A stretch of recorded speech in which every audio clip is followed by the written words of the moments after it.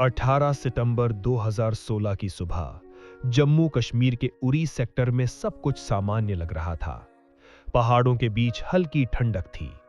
सैनिक अपनी ड्यूटी पर थे। कुछ जवान टेंटों में आराम कर रहे थे, कुछ सुबह की तैयारियों में लगे थे। लेकिन ठीक उसी वक्त अंधेरे की आड़ में 4 आतंकवादी नियंत्रण रेखा पार करके भारतीय सेना के ब्रिगेड मुख्यालय के पास पहुंच चुके थे। कुछ ही पलों में गोलियों की बौछार शुरू हो गई। ग्रेनेड फटे, टेंटों में आग लग गई। चीखें, धुआं और गोलियों की आवाज, सब कुछ एक साथ हुआ।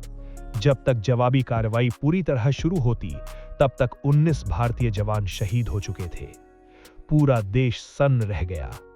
यह सिर्फ एक हमला नहीं था, ये एक चुनौती थी, एक संदेश था, और उससे भी बड़ा ये धैर्य की परीक्षा थी। देश भर में गुस्सा था। हर नागरिक के मन में एक ही सवाल था, अब क्या होगा? लेकिन दिल्ली में माहौल अलग था। वहां भावनाएं नहीं, रणनीति काम कर रही थी। प्रधानमंत्री नरेंद्र मोदी, राष्ट्रीय सुरक्षा सलाहकार अजीत डोभाल, रक्षा मंत्री मनोहर पर्रिकर और सेना प्रमुख जनरल दलबीर सिंह सुहाग लगातार बैठकों में जुटे थे।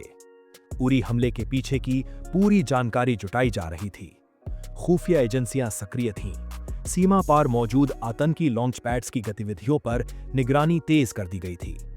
स्पष्ट संकेत मिल रहे थे कि हमलावर पाकिस्तान स्थित आतंकी संगठन जैश-ए-मोहम्मद से जुड़े थे और वे नियंत्रण रेखा पार करके आए थे।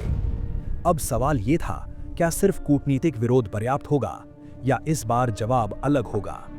कमरे में एक विचार आकार ले रहा था। सीमित, सटीक और नियंत्रित सैन्य कार्रवाई। ऐसी कार्रवाई जो युद्ध ना हो लेकिन संदेश साफ हो। यहीं जन्म हुआ सर्जिकल स्ट्राइक के निर्णय का। सर्जिकल स्ट्राइक यानी एक ऐसा ऑपरेशन जिसमें तय लक्ष्य को ही निशाना बनाया जाए, बिना अनावश्यक नुकसान के, बिना व्यापक युद्ध छेड़े। लक्ष्य चुने गए नियंत्रण रेखा के पार स्थित आतंकी लॉन्च पैड्स, वे स्थान जहां आतंकवादी घुसपैठ से पहले इकट्ठा होते थे, प्रशिक्षण लेते थे और भारत में हमलों की तैयारी करते थे। अब शुरू हुआ असली चरण, प्लानिंग। भारतीय सेना की पैरा स्पेशल फोर्सेस को जिम्मेदारी सौंपी गई। ये वे सैनिक थे जिन्हें अत्यंत कठिन परिस्थितियों में ऑपरेशन करने का प्रशिक्षण था। ऑपरेशन पूरी तरह गोपनीय रखा गया।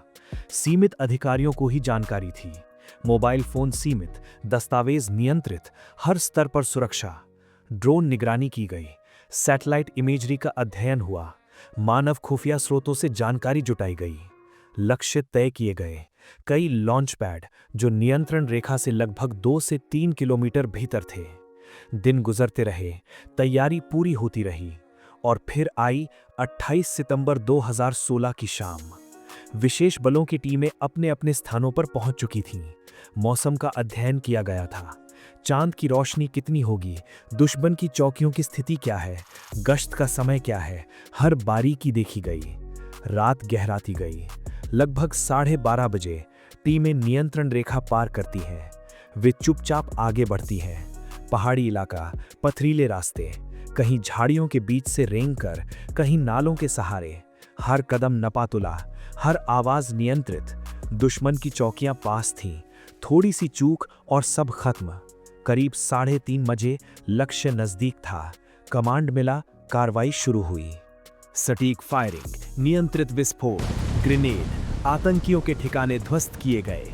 कई लॉन्च पैड्स को निशाना बनाया गया। ऑपरेशन तेज था, योजनाबद्ध था और सीमित समय के भीतर पूरा किया जाना था।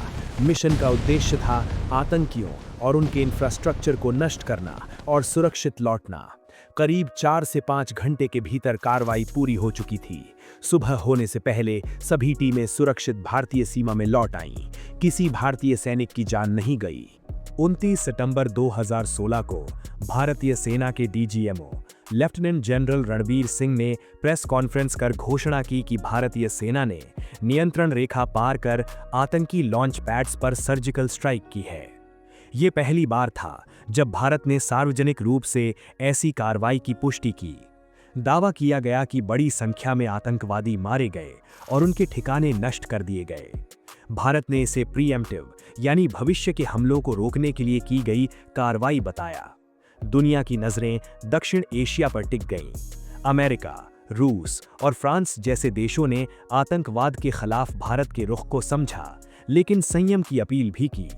पाकिस्तान ने पहले इस कार्रवाई से इनकार किया और इसे सिर्फ सीज फायर उल्लंघन बताया, लेकिन वास्तविकता ये थी कि नियंत्रण रेखा के पार एक संदेश पहुंच चुका था। सर्जिकल स्ट्राइक 2016 केवल एक सैन्य ऑपरेशन नहीं था, ये रणनीतिक बदलाव का संकेत था। भारत ने दिखाया कि वो सिर्फ रक्षात्मक नहीं रहेगा, आवश्यकता पड़ने पर सीमित और सटीक जवाब भी देगा। इस ऑपरेशन में शामिल विशेष बलों के सैनिकों के नाम आज भी सार्वजनिक नहीं हैं। वे लौटे बिना शोर, बिना सार्वजनिक सम्मान समारोह, बिना व्यक्तिगत पहचान के। उनके लिए ये एक मिशन था, देश के लिए एक निर्णायक क्षण।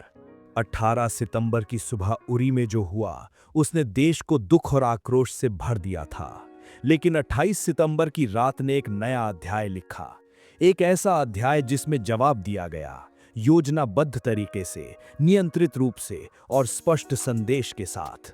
इतिहास में यह घटना सिर्फ एक ऑपरेशन के रूप में दर्ज नहीं है, ये दर्ज है एक निर्णय के रूप में, एक संदेश के रूप में और उस रात की खामोशी में छिपे साहस के रूप में। और जब पहाड़ों पर उस रात की गूंज धीरे धीरे खामोशी में बदल गई, तो सिर्फ लॉन्च पैड नहीं जले थे, एक सोच बदल चुकी थी।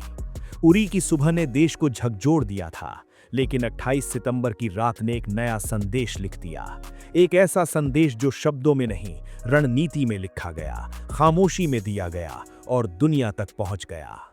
लेकिन सवाल अब भी बाकी है, क्या ये सिर्फ शुरुआत थी? क्या दक्षिण एशिया की रणनीति हमेशा के लिए बदल चुकी थी? और क्या भविष्य में भी ऐसे फैसले उसी खामोशी में लिए जाएंगे जहां इतिहास लिखा जाता है पर आवाज नहीं होती?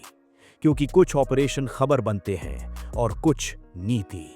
और 2016 की वो रात सिर्फ एक स्ट्राइक नहीं थी, वो एक संकेत था।